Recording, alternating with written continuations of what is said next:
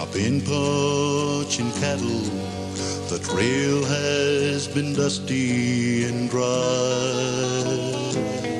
If this pony now I've been so lonely, I thought of her only. I don't have much further to go. Meet me in Tascosa tonight. They'll play our favorite song. I hope she'll be there with a rose in her hair. We'll dance at Romero's till dawn. Maybe we'll walk by the river and count all the stars in the sky. Maybe she'll whisper she loves me when I look in her pretty brown eyes. And meet me in Tascosa, honey, and they'll play our favorite song. I hope she'll be there. The wild shoot-'em-up town of the Texas Panhandle. And you know, back in the 1870s and 1880s it was. Blue Hill will verify that. But you know, Tascosa was more than just a haven for outlaws and a haven for wild cowboys and ruffians. Tascosa was filled with people who had hopes of seeing the little town become the hub city of the Texas Panhandle. And it had a good start. Tascosa was surrounded by some of the world's largest cattle empires. These big cattle ranches used Tascosa as their town where they would go purchase their goods. They helped Tascosa grow. Eventually they helped Tascosa die. My name is Jay Riley, and we here at Buck Creek Productions are proud to present this VCR tape to you. We hope you have as much fun viewing it as we had making it. Keep in mind that the photographs we used are slightly over 100 years old, and they are in black and white, so don't try to adjust your sets. We thank you.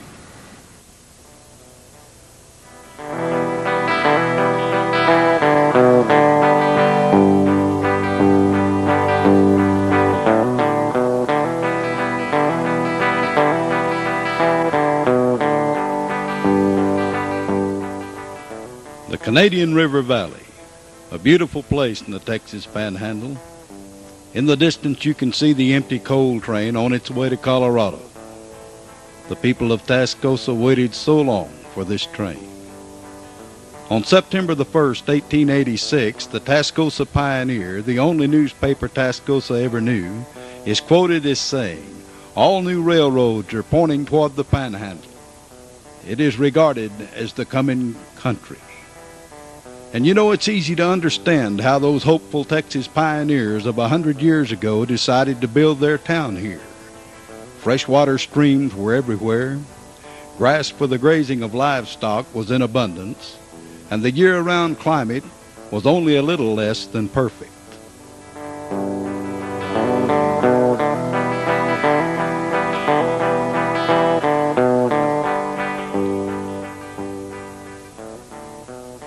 The earliest inhabitants of this country were the pre-Pueblo Indians. They were hunters and farmers. This must have been a paradise for them.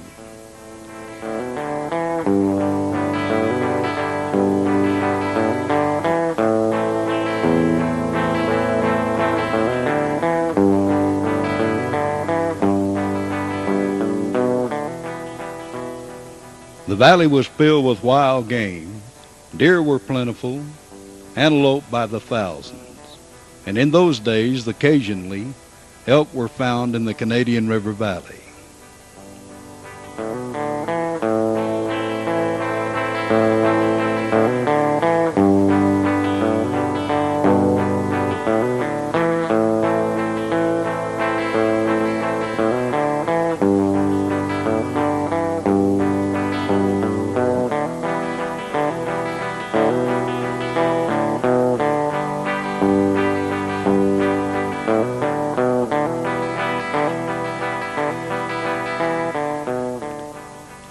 Wild turkey thrived here also. Quail, plover, geese, and duck were in abundance. Naturally, the wild varmints populated the area, and it wasn't unusual to see black bears in the Texas Panhandle in those days.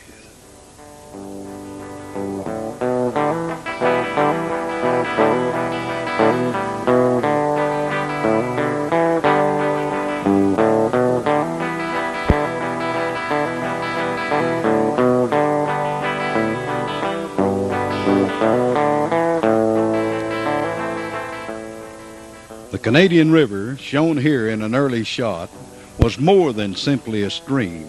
It produced large catfish and beaver, but it could be treacherous during heavy rain. Naturally, the buffalo had been the dominant animal of the valley. Their numbers were staggering, but with the freshwater springs, the wild game, and the vast buffalo herds, it was a favorite camp for the Indians.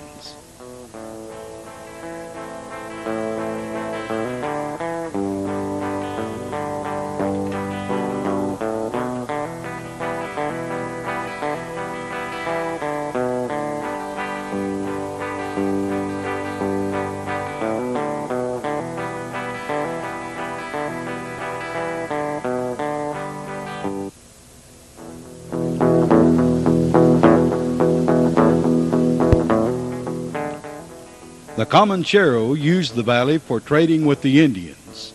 The Comanchero was almost always an undesirable character, usually without morals or conscience, who supplied the Indians with guns and ammunition. This allowed the red men to be even more aggressive to the pioneer settlers as they populated the Texas Panhandle. The Comanchero was usually of Mexican descent, or a half-breed, Mexican Indian, but there were Anglo-Comancheros as well. The Indians would trade stolen horses, cattle, and sometimes human hostages for the trinkets, blankets, whiskey, and goods of the Comanchero. But the Comanchero almost always made the better trade.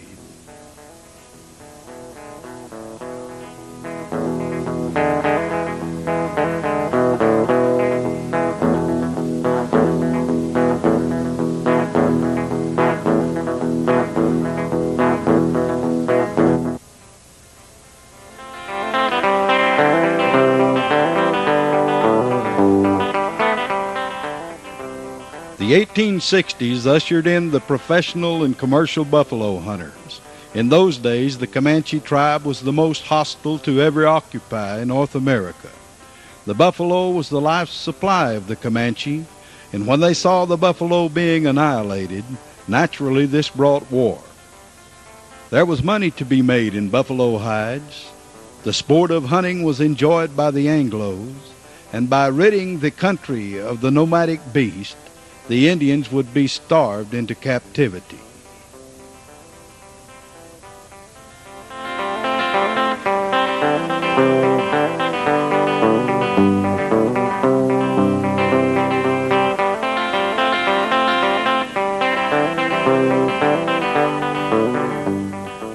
The United States Army was dispatched into the Texas Panhandle.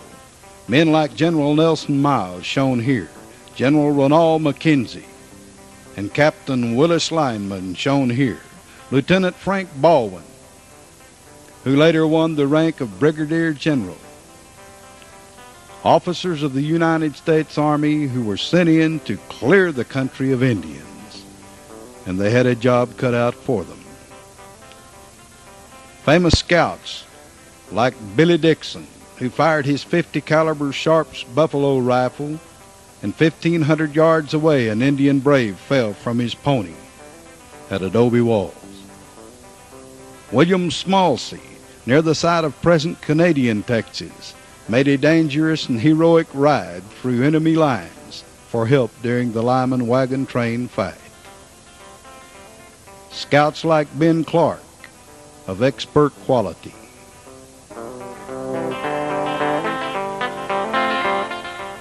The Battle of the Paladura was one of the final blows to the Indians of the Texas Panhandle.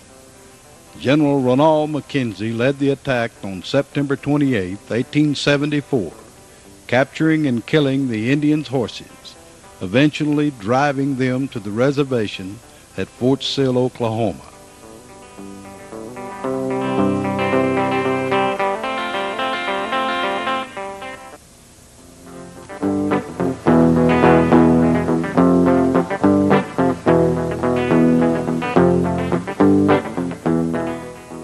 With the Indians no longer being a threat, the Mexican sheep herders began moving into the Canadian River Valley.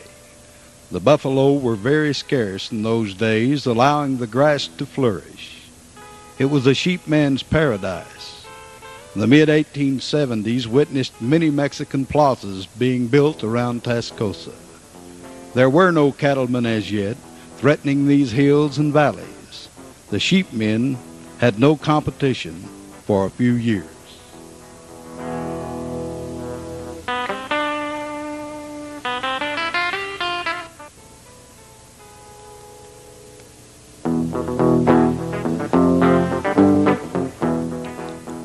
The Salinas Plaza, the Trios, Borrego, Domingo, Valdez, and Ortega, just to name a few. It was typically Mexican.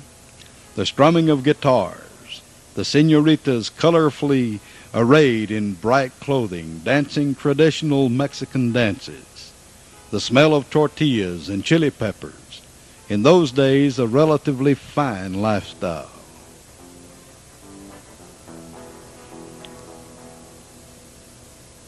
These plazas were to prosper for almost a decade, but cattlemen and sheepmen mix as easily as water and oil.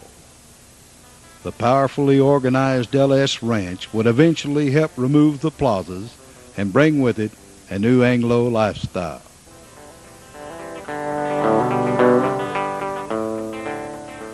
Casimiro Romero, a well-to-do, well-respected sheepman from Mora County, New Mexico, moved into the valley in the fall of 1876. He came with his family in 14 oxen-pulled wagons that he had purchased from the United States Army. He would have been considered a wealthy man. Romero worked hard, and little did he know when he built this fine adobe home that he was building the first resident of Tascosa. He learned to irrigate his crops with ditches, and he irrigated from a nearby stream.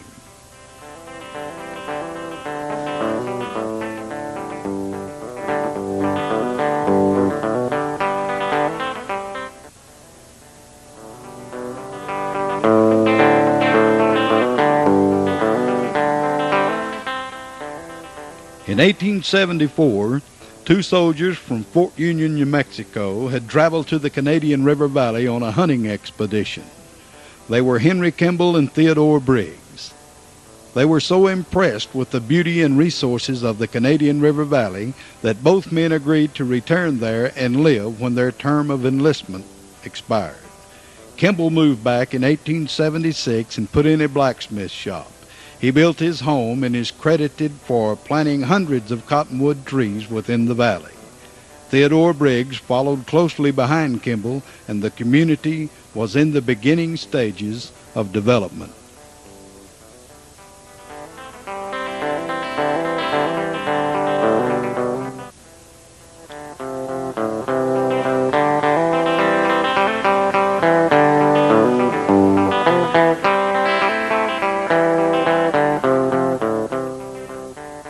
In 1875, Colonel Charles Goodnight moved his herd of cattle into the Texas Panhandle toward the colorful Paladura Canyon. Goodnight had made a treaty with the mayordomos, or the lead sheepman and spokesman for the pastores. Goodnight knew that sheep and cattle were not compatible on the same range. He agreed to stay within the bounds of the Paladura, and to the east, the sheepmen agreed to contain the Canadian River Valley, and to the west. Goodnight was not a man to take lightly. A previous scout, Texas Ranger, and trailblazer, respectfully, his determination could be devastating. He settled in the Paladura Canyon on the old home ranch, and later built and managed the famous J.A. Ranch in the lower Paladura.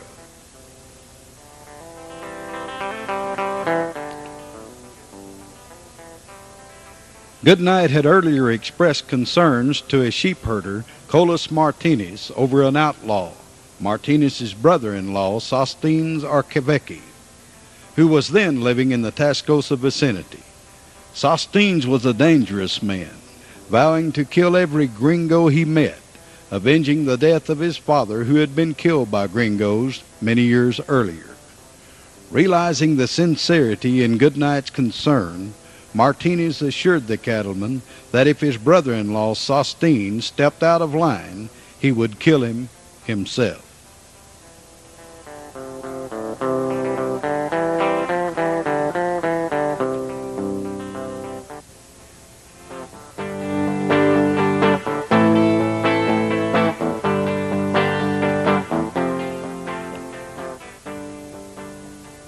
The tragic story of the men known as those Californians was about to unfold.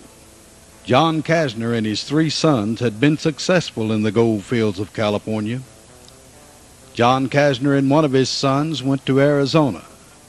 The other 2 Kasner brothers carried their precious ore to Colorado and had it minted into $20 gold pieces, 1,000 coins in all. Then they purchased a large herd of sheep and headed for the Paladura Canyon country. It wasn't long before word was out concerning those Californians, as they were called. It was speculated they were men of wealth, and most likely carried it with them. This was pleasing news to Sostines, a couple of gringos loaded with gold. His greed and passion overruled any decent thought he might have had, and he left the Canadian River for the Paladura Canyon, with lust for gold in his eyes and no regards for mercy in his soul. It seems as if Sostines enjoyed killing. He killed both Kasner boys, a Navajo hired hand, and both sheepdogs. He found a few random pieces of gold, but was unsuccessful in finding the main stash. Only the mystifying canyon knows the location of the gold.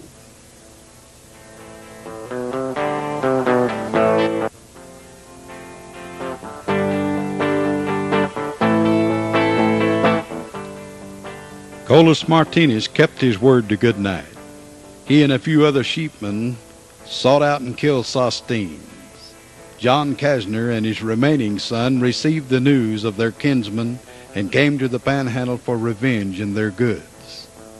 There is no record of them regaining the gold coins, but the remaining Kasners left a bloody trail behind them. They even killed Colas Martinez, the one man who delivered justice in the Kasner murders.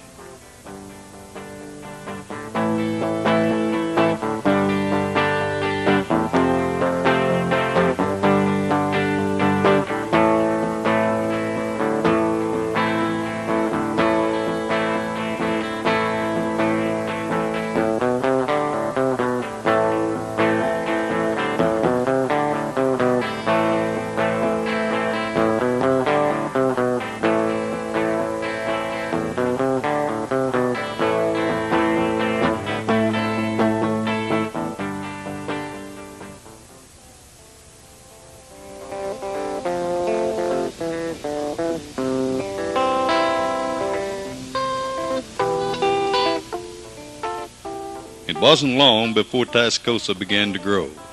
G.J. Howard, a prominent man from Elizabethtown, New Mexico, and James McMasters built this store on what would become the main street of Upper Tascosa. James McMasters, pictured here, had his merchandise freighted in from Dodge City, Kansas, and Las Vegas, New Mexico. The freight was outrageously expensive. This is the location of the Howard and McMasters store on Main Street in Tascosa.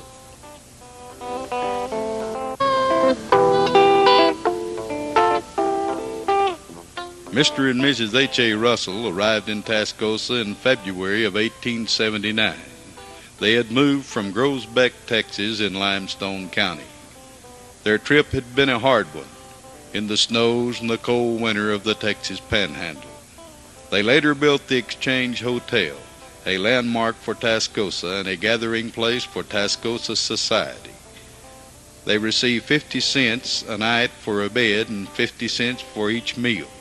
A 50-pound sack of flour cost the Russells $6. Eggs were 50 cents a dozen and butter was 50 cents a pound.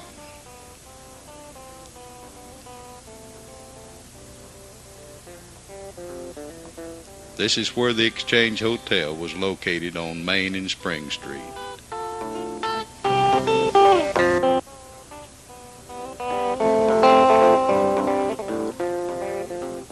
Jack Ryan, the man on the right, was wagon boss and top cowboy for the LX Ranch. He had saved $160 and decided to move to Tascosa and open a saloon. Later in February 1880, he built the Equity Saloon. Little deals were made there, and big deals were made there, and sometimes final deals were made there.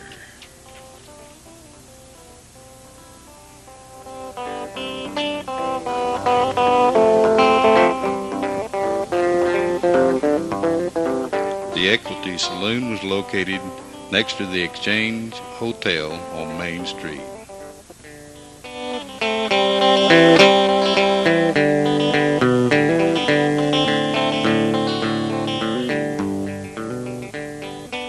Tascosa was booming.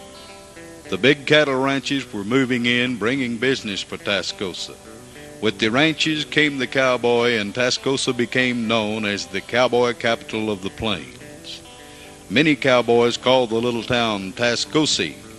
When they applied for a post office, they submitted the name Atascosa, a Spanish word meaning boggy. There was already a county in South Texas called Atascosa, so the A was dropped and Tascosa had a name.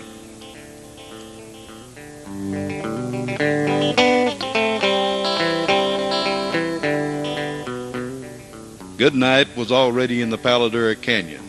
Then came Thomas Bugbee from Kansas with his herd and moved into the Canadian River country about 75 miles below Tascosa. Ellsworth Torrey, who eventually sold his 25,000 head to the LS Ranch, and Major George Littlefield established the LITs in 1877. This ranch eventually sold to Lee Bibbett. Then came the first ranch in Potter County, the LX Ranch. W.H. Deacon Bates and David T. Beals, a couple of Bostonians.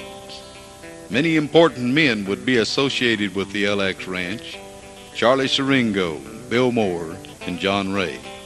The ranch grew and prospered, and the ranch trade contributed greatly to the growth of Tascosa. W.M.D. Lee associated himself with Lucian B. Scott, a New York banker, and formed the LS Ranch, with ranch headquarters some 15 miles southeast of Tascosa. This ranch was to trade at Tascosa, further supporting the growth and prosperity of the little river town. The granddaddy of all ranches was the famous XIT. It came along in 1885. 3 million acres of public domain. This was the first ranch to apply business methods and regulations to the open range.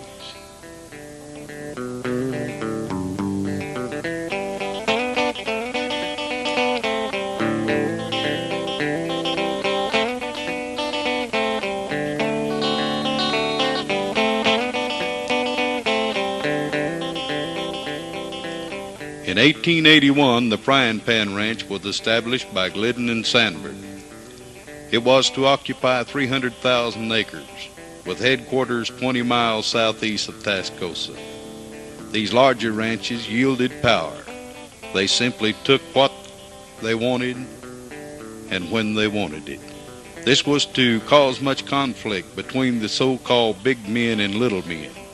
The small operators and nesters claimed they were being taken over and dictated to by the larger powers. Bloodshed would eventually develop due to these feelings.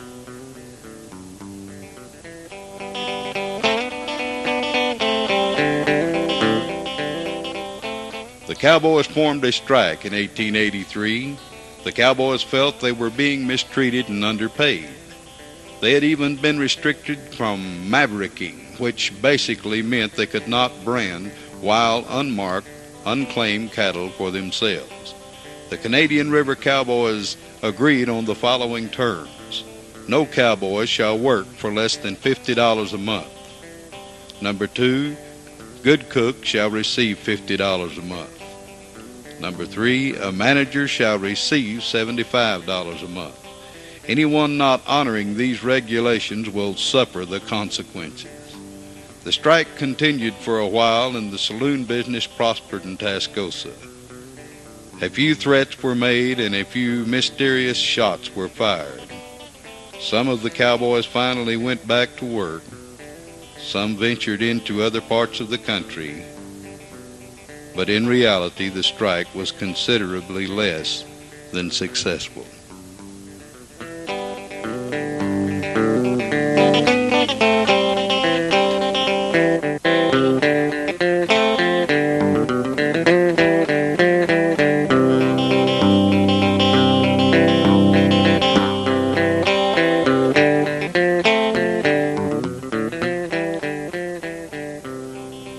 The story of Mickey and Frenchy McCormick adds a chapter of romance to the pages of Tascosa. Mickey McCormick was small in stature, an Irishman who loved to gamble. He first met Frenchy in Mobeetie, Texas. She was a dance hall girl who had ran away from a convent in Louisiana. Mickey met Frenchy when she was only 18 years old. It had been a case of love at first sight. They moved to Tascosa, where Mickey would open a livery stable and continue gambling for a living. Frenchy was a beautiful young woman. She never revealed her maiden name and refused to talk about her childhood. The two were constant lovers. The extent of their honeymoon was the length of their marriage. When Mickey died in 1912, Frenchy swore to stay near his grave. She lived at Tascosa long after it became a ghost town. She died in 1941. They're buried together at Tascosa. She was often called the last of the girls of the Golden West.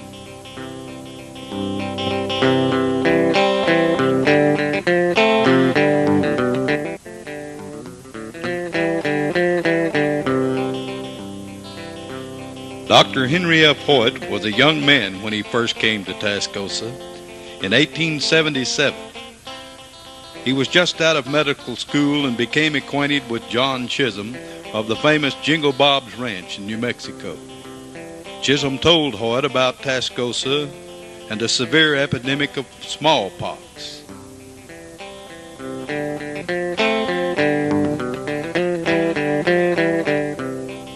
Chisholm gave Hoyt a quarter of beef, and Hoyt left New Mexico for Tascosa. Hoyt found less people in smallpox than he had expected, but it wasn't long before his funds for physical existence had expired. He took a job cowpunching with Bill Moore, the manager of the LX Ranch. Charlie Siringo taught Hoyt how to use a lariat rope, and Hoyt became a superior cowboy. He stayed around the Canadian country a good while and was always liked and respected. We see later that he became personal friends with Billy the Kid. Later in his life, he became Surgeon General of the United States Army.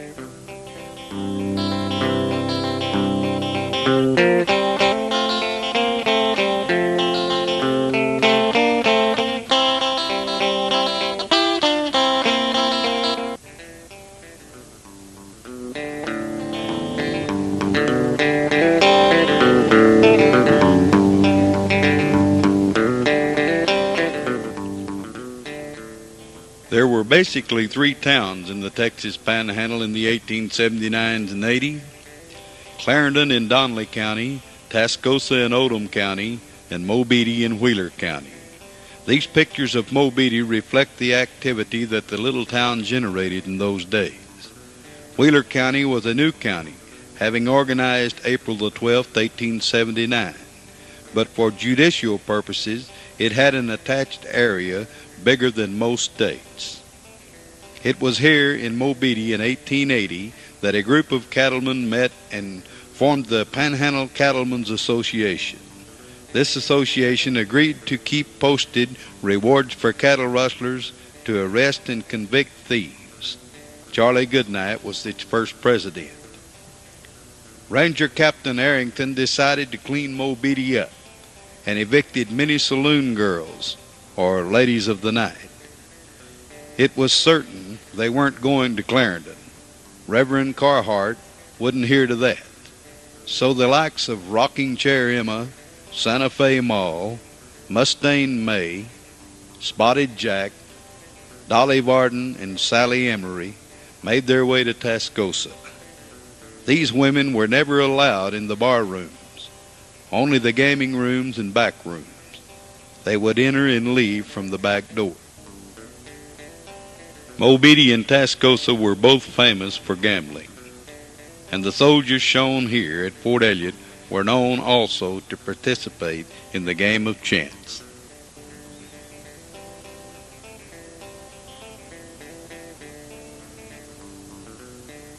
Well, they had him in protective custody in this cell. They had who there? Matt Masterson. Oh, you don't. And that's supposed to be a replica of him, see. Uh-huh. Did they ever know why he killed the girl? Oh, yeah, he and Temple Houston and a sergeant from the Fort Elliott were gambling, and they got in a gunfight, and Masterson shot her by mistake. Her name was Molly O'Bannon. Her father had a blacksmith shop back over here.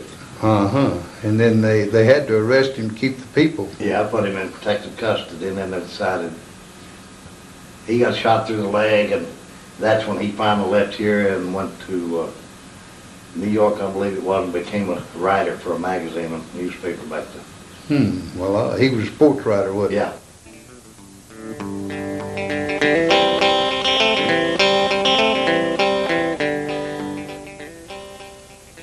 In December 1880, Tascosa decided to organize Odom County. Surprisingly, there were two rivals for the county seat, Upper Tascosa and Lower Tascosa. Lower Tascosa was east of the main town by a short distance. It was also referred to as Hogtown. Most of the Tascosa queens stayed at Hogtown, and it was a carnival atmosphere day and night, a good place to petition for the Boot Hill Club.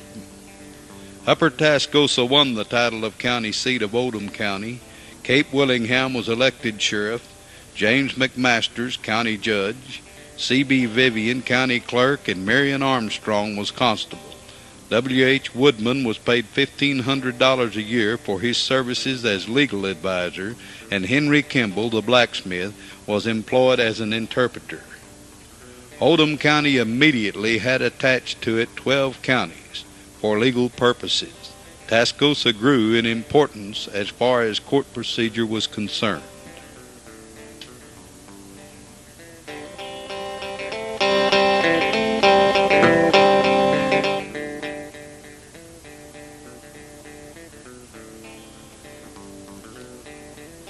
Odom County Courthouse. Lee and Scott of the L.S. Ranch loaned Odom County $25,000 to build a rock courthouse and jail. The L.S.'s also bought and deeded a town lot to each cowboy they employed. As we will see later, this act of generosity was for a reason. The courthouse still stands at Boys Ranch today and houses a museum. It is one of two remaining buildings.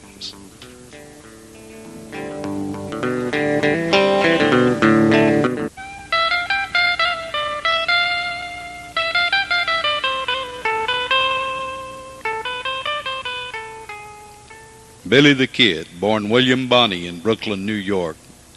He killed his first man due to an insult to his mother. He wound up in Lincoln County, New Mexico, and with the help of his six-shooter, Little Angel, he earned a murdering outlaw reputation. He had been employed by John Chisholm and helped thin out the participants in the Lincoln County Range War. Things got hot for him in New Mexico, so he formed a gang, stole a large herd of horses and cattle, and in 1878 rode for Tascosa, Texas. His presence there stirred the curiosity of the local cattlemen, and they called him immediately to a meeting. They were the only law in Tascosa at the time. Tascosa consisted of 2 stores, a blacksmith shop, and an adobe building. C.S. McCarty, boss of the LITs, acted as spokesman for the group. Billy was the perfect gentleman, never losing his smile. He assured them he simply wanted to sell his horses and would offer no trouble to anyone.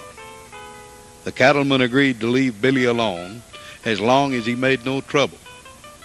Those who rode with Billy were Tom O'Filliard, Henry Brown, Fred Waite, and John Middleton. It wasn't long before Billy and the game were accepted by most of the town folk.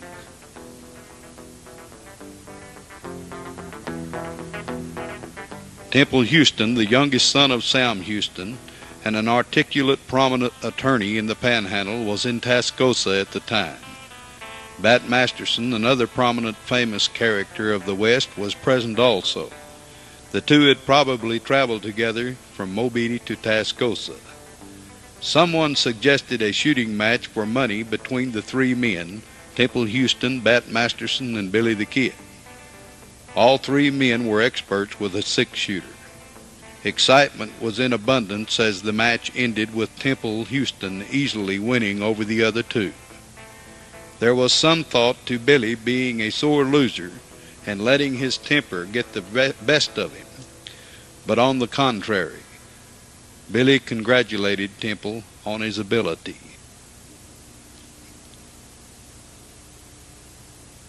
Dr. Hoyt and Billy the Kid became friends, and Hoyt commented that he never saw Billy take a drink of alcohol while he was in Tascosa. As Hoyt was leaving Tascosa for other parts, the kids presented him a fine horse as a gift. Hoyt was reluctant to accept the animal, knowing well that it probably belonged to someone else.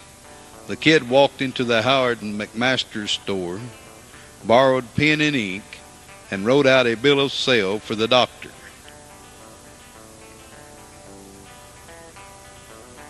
The original document can be seen today in the Panhandle Plains Museum in Canyon, Texas. Hoyt had earlier presented Billy with a gold watch and chain. The only known picture of Billy the Kid clearly shows the watch chain in his vest pocket.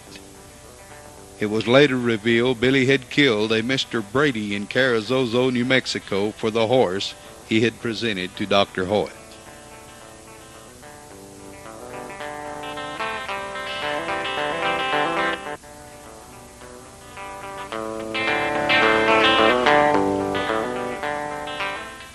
The Kid left Tascosa before long and went back to New Mexico. It is thought that he went first to Las Vegas.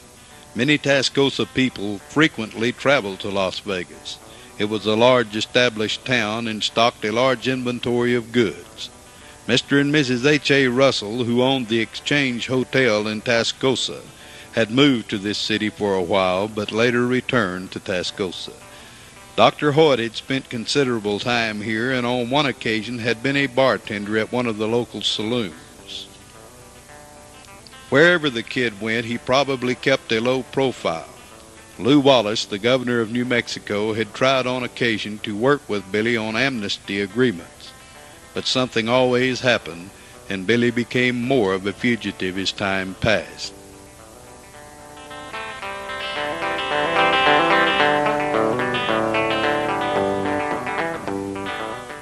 It wasn't long before the Kid began making quick trips back to the Tascosa area, helping himself to Texas Panhandle cattle.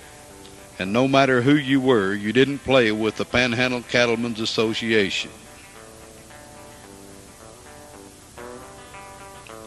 Pat Garrett, who had hunted buffalo in the Texas Panhandle, had been drafted by Governor Wallace to run for sheriff of Lincoln County, New Mexico.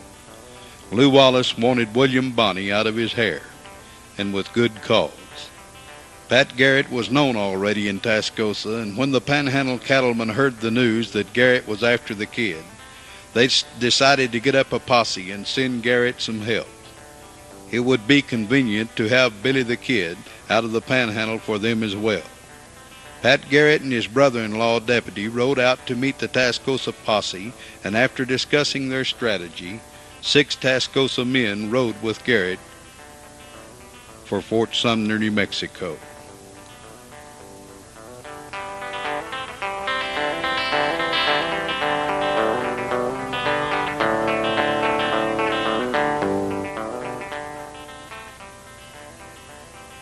Jim East, pictured here, was to be sheriff of Tascosa in later years, and a very prominent citizen. Other Tascosa men were Williams, Chambers, Stewart, Emery, and Bousman.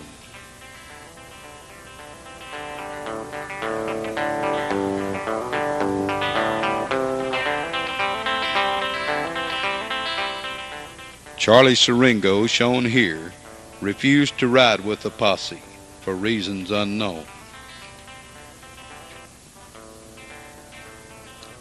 The posse then rode toward Fort Sumner, New Mexico. They eventually killed or captured the game, but on the night of July the 14th, 1881, in an adobe belonging to Pete Maxwell, a wealthy landowner and sheepman a few miles from Fort Sumner, New Mexico, Pat Garrett waited in the darkened bedroom for the kid to come in.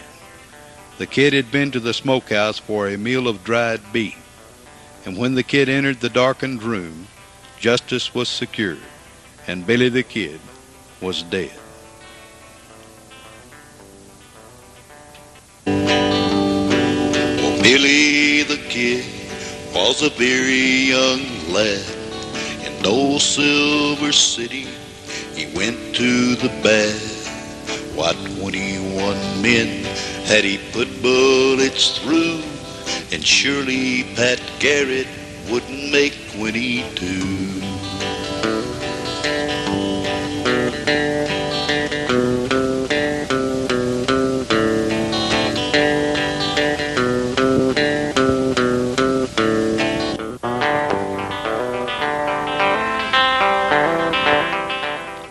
Pat Garrett went on to be a special ranger in Tascosa and lived the rest of his life known as the man who killed Billy the Kid.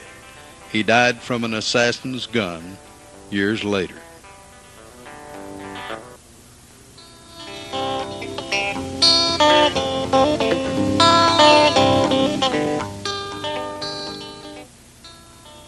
Tascosa gained a newspaper, and one fine newspaper man, Mr. C.F. Rudolph. If he were alive today, there is not a city in the nation that would not extend to him the leadership of their Chamber of Commerce. He was, without a doubt, the most loyal booster Tascosa ever had.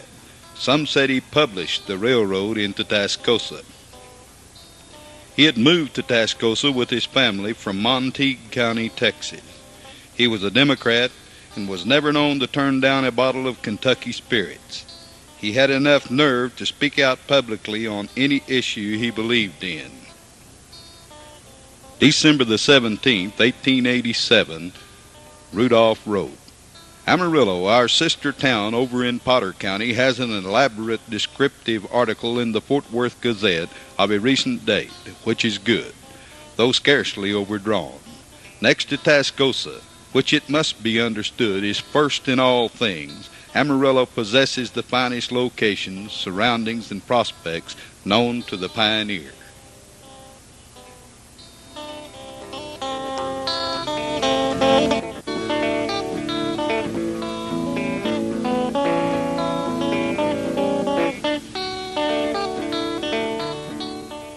Delivering the mail in the Panhandle was never an easy chore.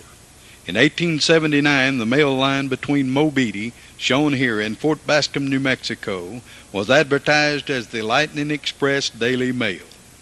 This run was 200 miles long and was scheduled for 59 hours. Carrying the mail required a special kind of man, a man willing to work hard and with nerve enough to spit in the devil's eye. There was a 35-mile stretch of the Lightning Express that was feared and dreaded by everyone. It ran from Dixon Creek to Bonita Creek, a stretch of level prairie with no markings, and even for the most experienced frontiersman, it was difficult to follow in a storm, at night, or when snow-covered. From approximately White Deer, Texas, to the Canadian River Bridge north of Amarillo.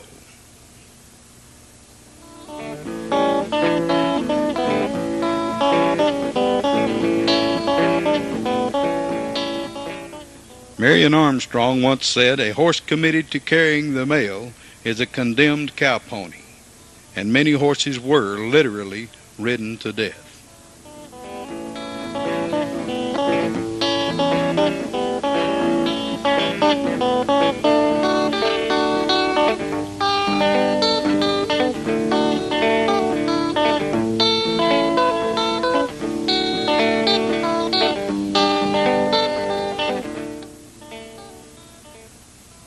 Let's look at part of the Lightning Express line.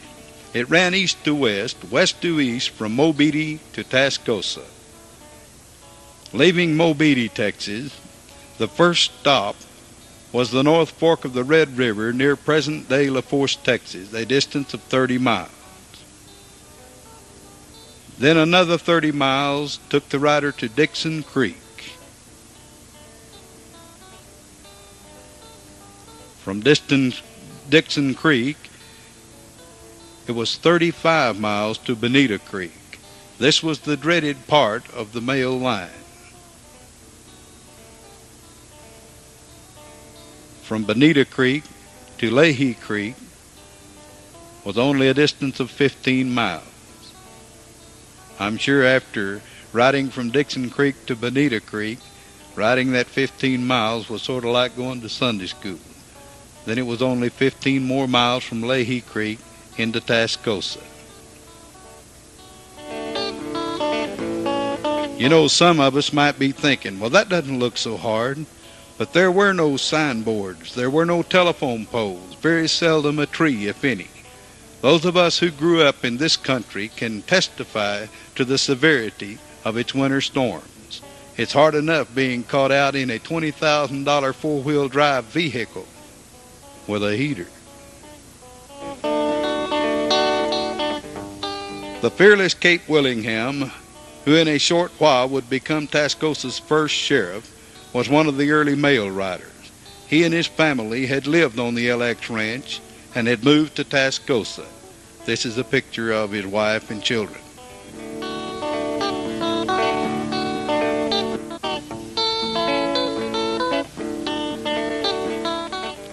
Marion Armstrong and his family came to Bonita Creek on the LX Ranch in March 1879. They lived in a small rock dugout which had been the former home of an outlaw gang. Mrs. Armstrong and Mrs. Willingham had fought off Indians with rifles while living on the LX Ranch. Mrs. Armstrong was the first female resident of the LX Ranch, making her also the first female Potter County resident. Marion Armstrong rode the mail line from Tascosa to Dixon Creek, a distance of 65 miles in the winter of 1880 and 81. He was paid $30 a month. On one trip returning to Tascosa, he met the mail contractor, his boss, P.G. Reynolds, who was a hard man to deal with. Armstrong warned Reynolds about the dangerous stretch of mail line road. Armstrong stressed that unless the route was staked or marked, men would lose their lives. The cost of marking the route would have only been $10. Reynolds refused Armstrong's plea, and Marion Armstrong quit the mail line that day. This is Kid Dobbs. He carried the mail and saw some treacherous times, riding two of his favorite horses to death. He carried the mail from Las Vegas, New Mexico to Tascosa.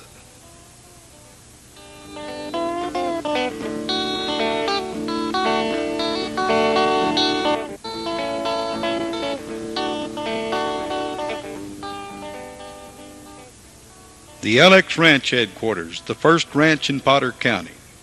They built a post office and stage stop here, not to be confused with Wheeler County, but it was called the Wheeler Post Office.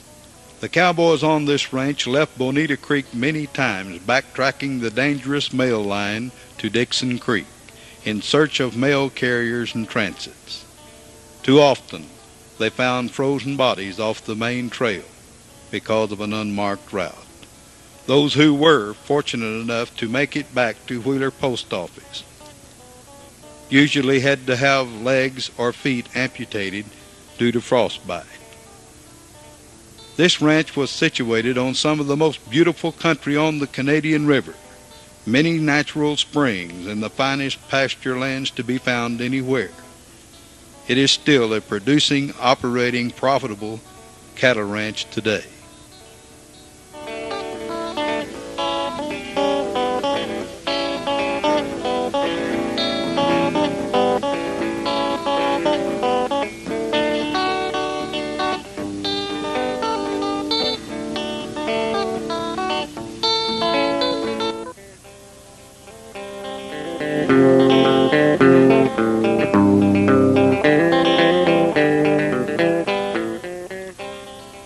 When John Ray, a plainsman and employee of Bates and Beale, was surveying the Canadian in search of a headquarters for the LX Ranch, he came across a buffalo hunter's supply camp about 20 miles east of Tascosa.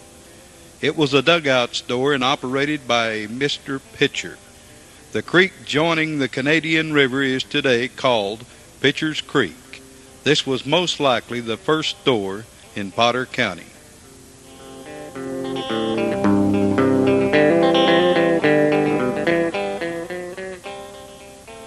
The first cemetery in Potter County was that of the LX Ranch Selection. Those buried there had hard lives, lives that ended on the Canadian. Mrs. James Winus and her baby were the first to be interned there. She had traveled from Scotland to marry James Winus. They were married in Tascosa, and James Winus had gone to work for the LX Ranch. There was no available doctor at the time in the vicinity. The mother died and the baby soon followed. John Arnott, a friend of Winus's, selected the location because it reminded him of Scotland.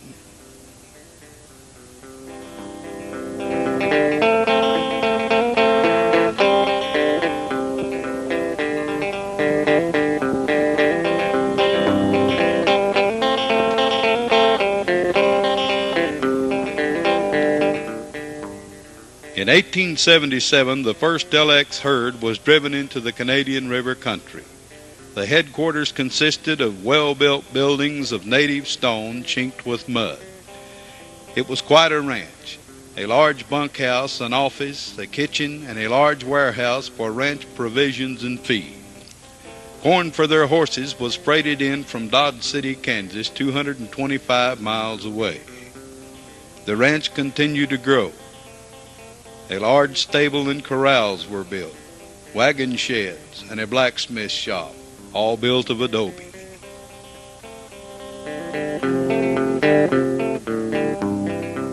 An incident involving the LX Cowboys happened about Christmas time of 1878. Mr. Pitcher's store was 2 miles west of the LX headquarters.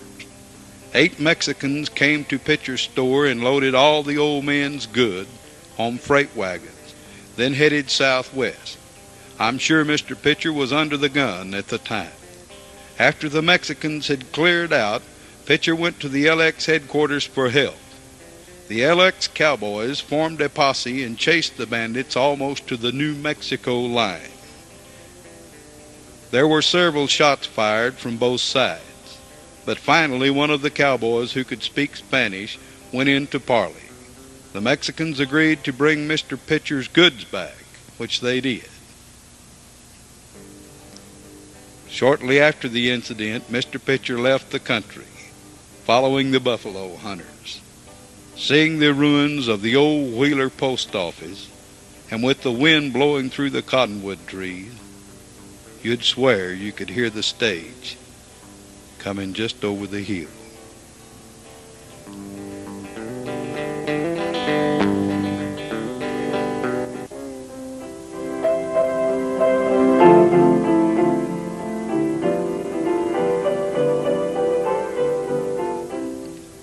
Tascosa made it almost 4 years without a gun battle claiming a life.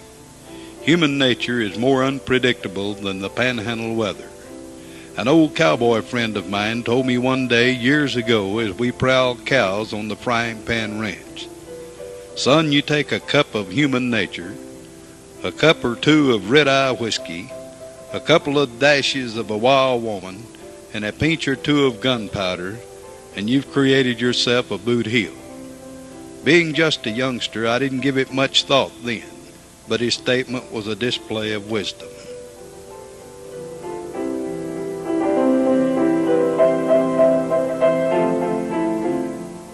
Bob Russell and Fred Lay were the first victims of Boot Hill. Bob Russell was killed by Jules Howard over a misunderstanding. Russell went to Howard's store with a gun. He just wasn't fast enough to use it.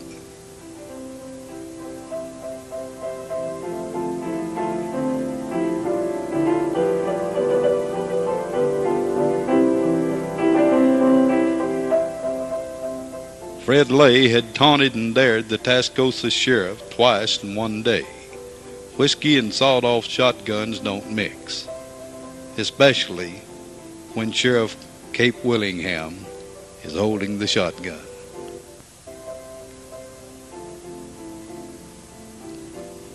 Between 30 and 40 people now rest in Boot Hill. Some of their names have been lost to the years. The most business Boot Hill ever conducted was in the spring of 1886. It was known as the Big Fight, and it was accurately named. There was already friction between the big ranches and the little operators. Seems like the big ranches set their sights on what they wanted to do, and they didn't let anything get in their way. The big ranchers went and employed their own private ranger force, making Pat Garrett the captain. This brought resentment on both sides. 4 cowboys rode into Tascosa on March 20th, 1886 from Jerry Springs camp of the LS Ranch. The LS Ranch had instigated the forming of the local ranger force, not to be confused with the Texas Rangers. These 4 cowboys were Ed King, Frank Valley, Fred Chilton, and John Lang.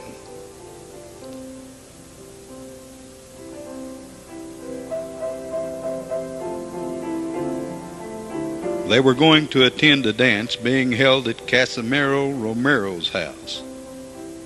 They went and danced with the beautiful senoritas.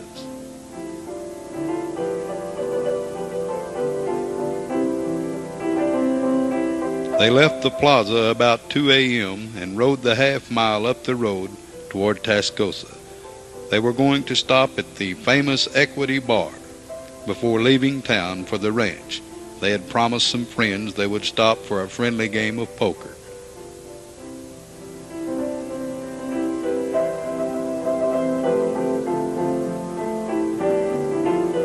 As they trotted their horses down Main Street, they passed the Jenkins and Dunn saloon. There were cowboys in this saloon who sided with the smaller operator. They definitely didn't care for the LS cowboys.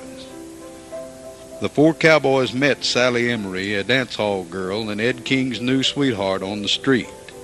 Ed King dismounted and handed his bridle reins to John Lang, who had agreed to put the horses away. Chilton and Valley walked on down to the saloon.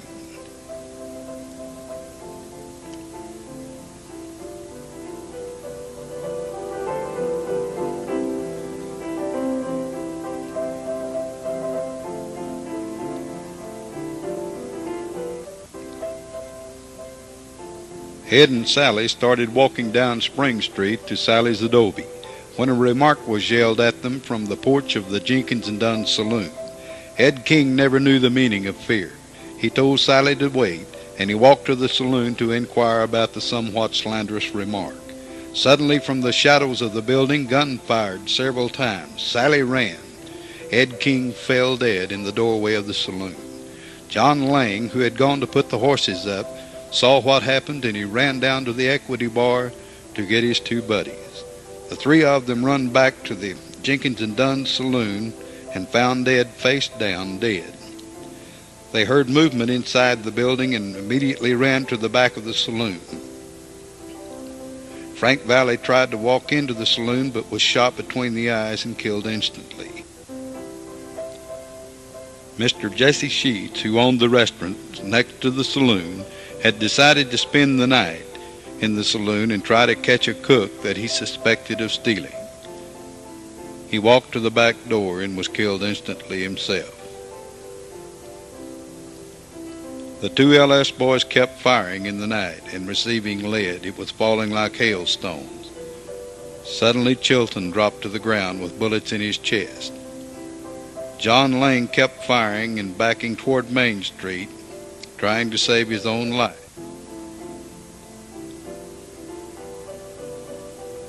He backed and sought refuge of the people who stood behind cover watching the battle. Sheriff Jim East came and saw two assailants run through the trees from the back of the restaurants. They were caught at a later date.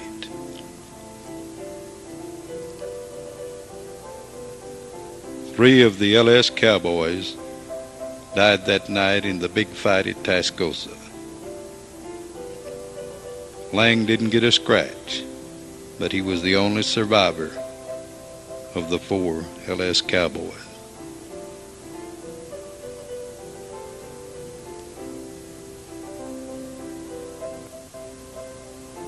The men firing from the Jenkins and Dunn saloon were Lem Woodruff, Louis Bousman, Charlie and Tom Emery, and the Catfish Kid.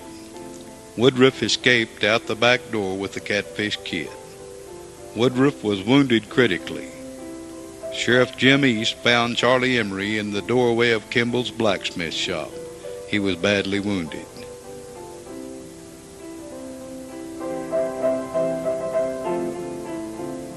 Sheriff Jim East received much credit for keeping a range war down at this time.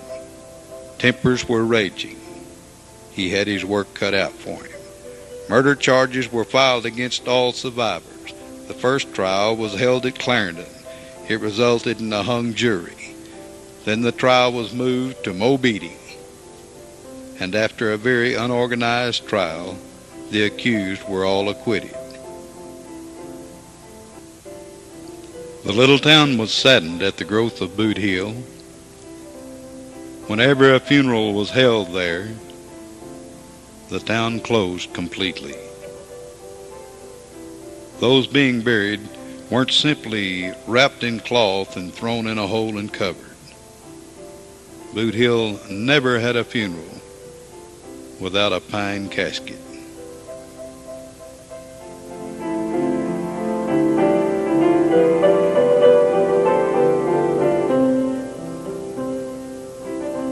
This old school is still standing at Boys Ranch today. It's one of two existing buildings.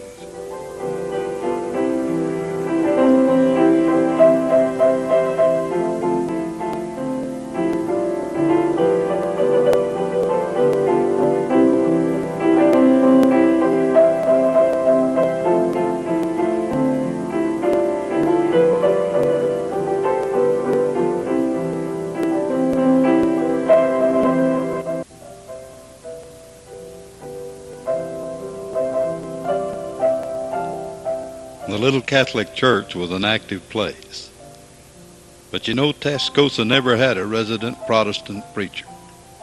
But the Reverend Joseph Thomas Bloodworth, a Methodist circuit rider, dropped by frequently.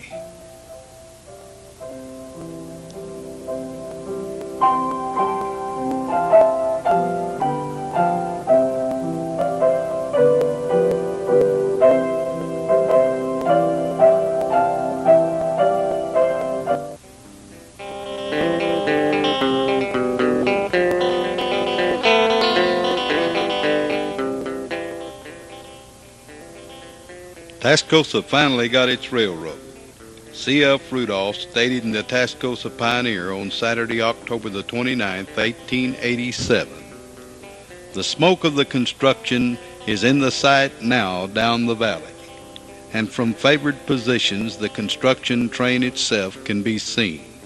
The end of the track is barely a couple of miles out now, and by Monday night Tascosa will be a railroad town, connected by rail with other good towns around it."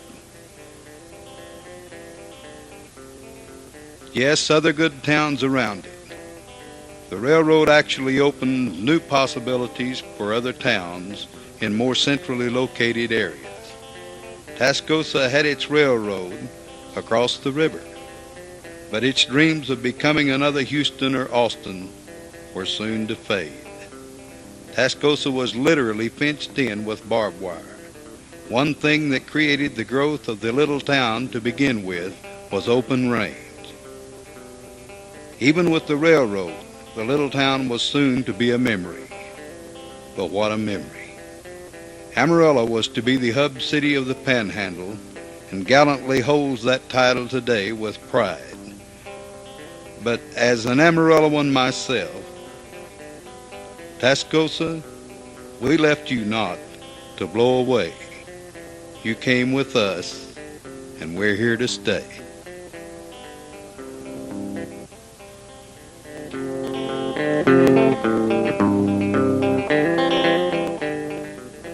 3 miles west of Tascosa was once a town called Cheyenne.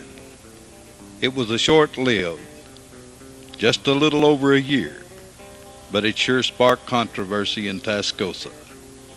Cheyenne grew quick but died quicker. Again, the power and determination of the cattle barons were brought forth. W.M.D. Lee of the L.S. Ranch lost his bid to prevent a bridge being built over the Canadian River. With hurt feelings and an angry mind, he promised to completely destroy Tascosa. So he donated the land to the Fort Worth and Denver Railroad for the purpose of building a town. Of course, the Tascosa boosters, C.F. Rudolph, edited the little town right off the map.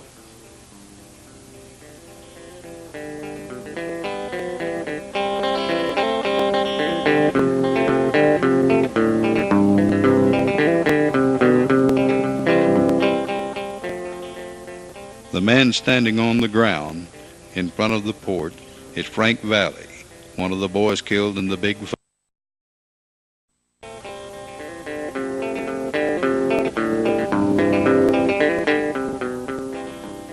Remember the little boy that came to Tascosa years ago with Cicero Romero?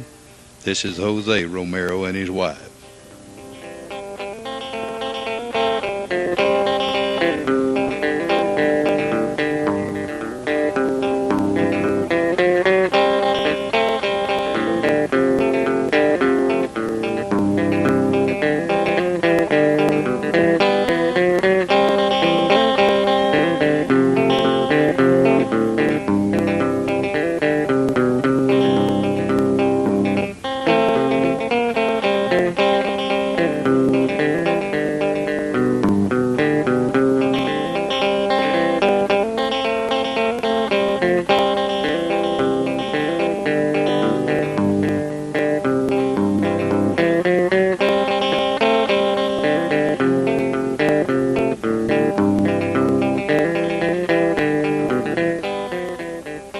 Scotty Wilson at his bar back in earlier years.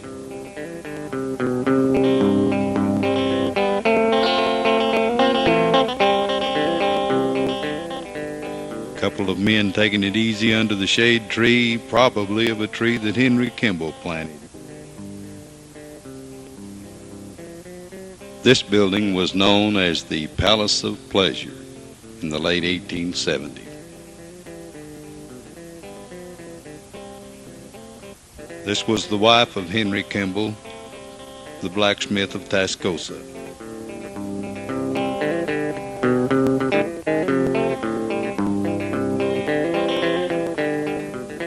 This is Mr. and Mrs. Jim East out for a Sunday outing.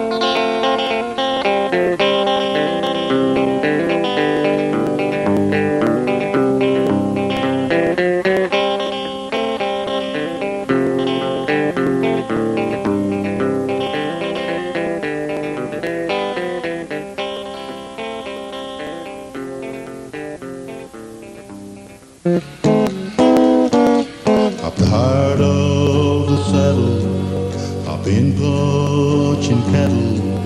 The trail has been dusty and dry. If this pony can take it, we're both gonna make it. We'll be in Tascosa tonight. A cute senorita by the name of Chiquita, I left her a few months ago. Now I've been so lonely, I thought of her only. I don't have much further to go. Meet me in Tascosa tonight. They'll play our favorite song. I hope she'll be there with a rose in her hair. We'll dance at Romero's till dawn. Maybe we'll walk by the river and count all the stars in the sky. Maybe she'll whisper she loves me when I look in her pretty brown eyes. And meet me in Tascosa, honey, and they'll play our favorite song. I hope she'll be there with a rose in her hair. We'll dance at Romero's till dawn. There's not a past resident of Tascosa who wouldn't be proud of the Canadian River Valley today, because Tascosa still lives. It lives in the wind, it lives in the trees. And Boys Ranch, we tip our hats to you. A few months ago, now I've been so lonely, I thought of her only. I don't have much further to go. Meet me in Tascosa tonight. They'll play our favorite song. I hope she'll be there with a rose in her hair. We'll dance at Romero's till dawn. Maybe we'll walk by the river and count all the stars in the sky. Maybe she'll whisper she loves me when I look in her pretty